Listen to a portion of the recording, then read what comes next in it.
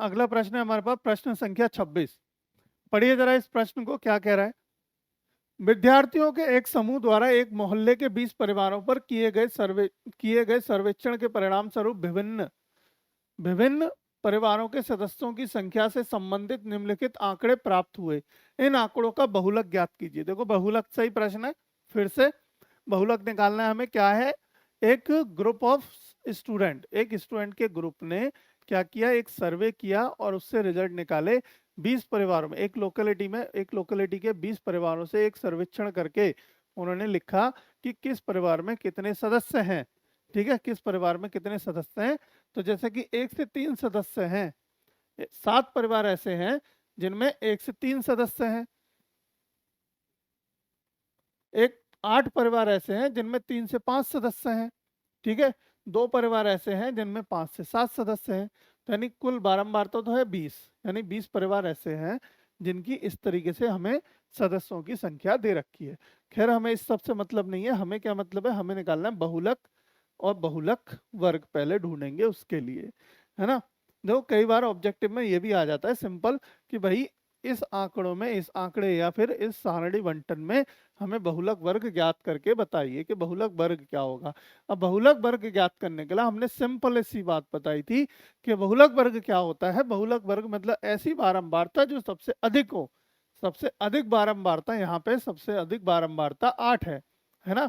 सबसे अधिक बारंबारता क्या है, 8। तो ये क्या होगा, पहला तो F1 हो जाएगा, और जिसकी सबसे अधिक बारंबारता होगी ठीक उसके ऊपर वाला जो हमारा वर्ग होगा वो हमारा बहुलक वर्ग कहलाएगा।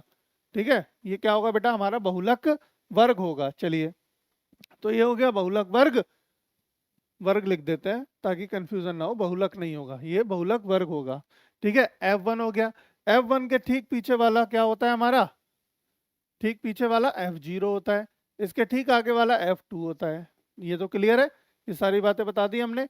और बहुलक वर्ग में, बहुलक वर्ग का जो निम्न सीमा होगी, बहुलक वर्ग की निम्न सीमा हमारी L कहलाएगी, है ना। और H क्या होगा हमारे पास, देखो बहुलक वर्ग लिख देते हैं पहले तो। बहुलक वर्ग बराबर क्या निकला, 3 से 5। तो देखो अगर कभी पूछे ऑब्जेक्टिव में इस तरीके से प्रश्न, ये टेबल दे दे और पूछे कि इसमें बहुलक वर्ग क्या है, तो यहाँ पे आंसर खत्म हो जाएगा, बहुलक वर्ग है हमारा ये।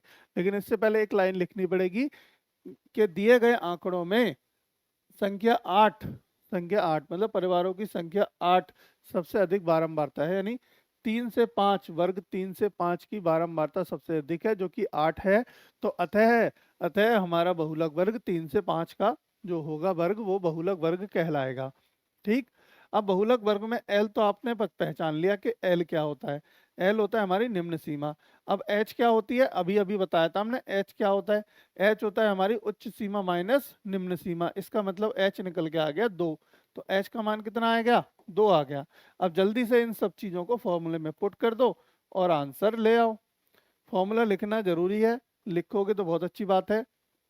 अब देखो बहुलक, सारी चीजें हमें पता लग गई हैं। बहुलक बराबर क्या होता है, L plus F1 minus F0 upon 2F1 minus F0 minus F2 into में H।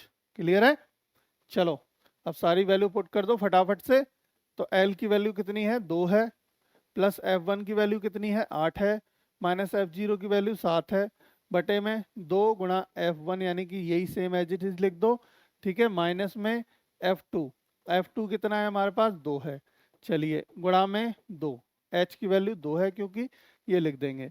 अब सॉल्यूशन कर देते हैं। सॉल्यूशन देखो 2 प्लस ऊपर बचा 1, नीचे 8 दूनी 16 माइनस ये हो गया कितना 9 इंटू में 2। क्लियर, चलो आगे करो। अब सॉल्व कर लो इसको। 2 प्लस 1 अपॉन ये कितना बचा, 16 में से 9 गया तो हमारे पास यहाँ पे बचा 7। ठीक है, गुणा में बचा 2। तो ये कितना हो गया, 2 ही चल रहा है ना, आगे नहीं। देखो एल की वैल्यू गलत रखवा दी ना आप लोगों ने। एल की वैल्यू कितनी है हमारी, 3 है। एल की वैल्यू कितनी है, 3 है।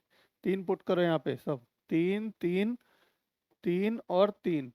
यही सब गलतियां नहीं करनी है आपको, बिल्कुल ध्यान से वैल्यू रखनी है। जो वैल्यू निकालेंगे वही वैल्यू पुट करेंगे, नहीं तो आंसर गलत हो जाएगा डेफिनेटली।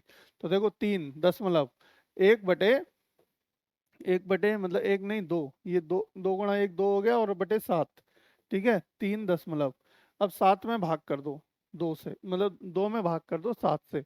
अब 2 में 7 से डिवाइड करोगे बेटा तो ना जाने का 0, दशमलव लगाएंगे 20 हो जाएगा। अब 7 दूनी 14, ठीक है 7 दूनी 14। और फिर कितना बचेगा, 6 बचेगा। तो 7 8 56, 7 8 56। फिर कितना बचेगा, 4 बचेगा, है ना। और 7 8 56, 4 बचेगा और 4 का वो हो जाएगा 40। और 7 एकम 7, 7 6 42, 7 पंजे 35, ठीक है। तो इसका मतलब आ गया 0.285। कितना आ गया बेटा, 0.285 निकल के आया। इसका मतलब हमारा आंसर, इनका सम कर दो, आंसर आ जाएगा 3.285 बहुलक निकल के आ गया। और देखो मैंने बताया था बहुलक जो आएगा आपका वो उसी के अंदर आएगा। देखो 3 और 5 के अंदर ही आया ना, इसी वर्ग के अंदर। ये जानने का तरीका है पहचानने का, अगर आपका जो आंसर आएगा वो आंसर आपके बहुलक वर्ग के अंदर ही लाई करेगा, यानी इसी इन दोनों की वैल्यू तो 3 और 5 के अंदर ही होगी ना वैल्यू, 3.285, है ना। यानी कि सबसे ज्यादा जो परिवारों की मतलब परिवार जो थे, सबसे ज्यादा परिवार ऐसे थे जिनके अंदर कुल सदस्यों की संख्या ये रही होगी सबसे ज्यादा, 3.285।